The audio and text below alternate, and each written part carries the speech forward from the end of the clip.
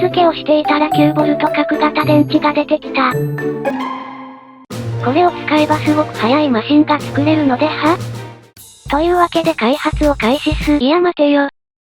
9V 電池と単32本はほぼ同じサイズ。つまり市販車足をちょいと改造すれば搭載できるはず。確かレーサーズボックスにちょうど良さそうなマシンがあった。年代物のアストロブーメランだ。当時の自分の色彩感覚はかなり前衛的だったみたい。頑張って肉抜きしてメッシュを貼ってある。とりあえずモーターとローラーを装備すれば走れそう。というわけで改造を開始する。そのまま搭載するとこんな感じ。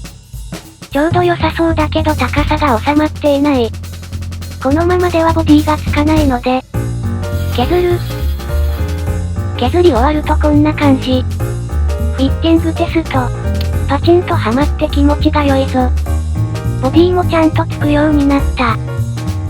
とりあえず最低限走れるように、モーターとローラーをつけて、テスト走行行ってみよう。お察しの通り、ダイレクト通電システムを採用しているので、通電。すぐにボディ搭載。ゴー。おー。あ、止まった。タイヤとホイールが劣化していて簡単に抜けてしまった。ので、強そうなタイヤとホイールに交換した。これなら抜けることはないはず。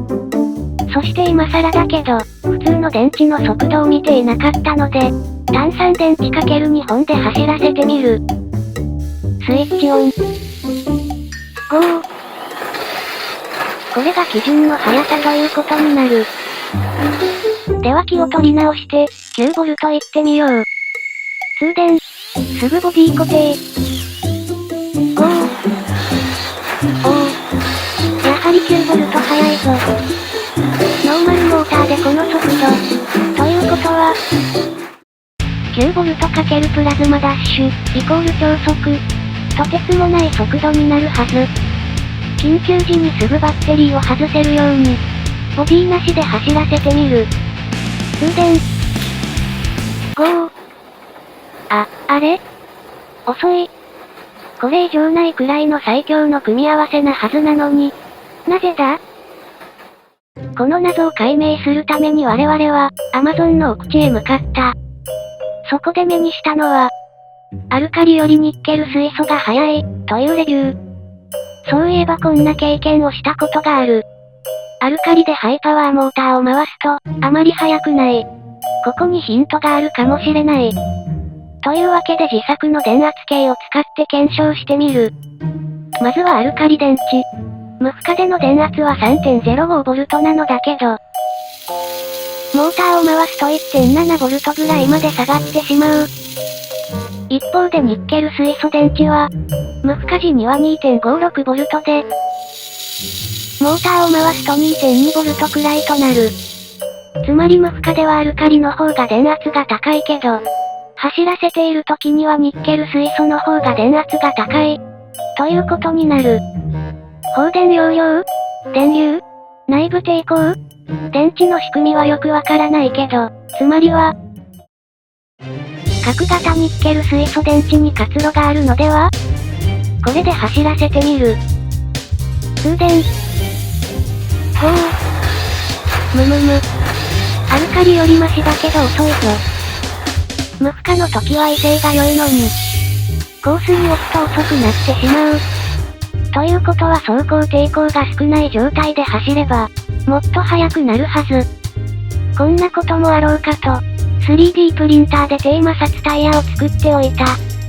TPU というスマホケースなどに使われる素材で、柔らかい割に結構滑る。さらに、プラリング付きベアリングローラーも装備すれば、角型電池対応スーパーワンシャーシ、低抵抗バージョン、完成だ。テスト走行行ってみよう。いざ通電。ゴー。おー。なかなか速いさー。予定通り、自動停止システム、が作動したようだな。改めて見てみると、ノーマルモーターを 9V で走らせた時と、そこまで大きな変化を感じられなかった。残念ながら、思ったほどの速度にはならなかったけど、スペック上の電圧が高いイコール速い電池、ではないという知見を得た。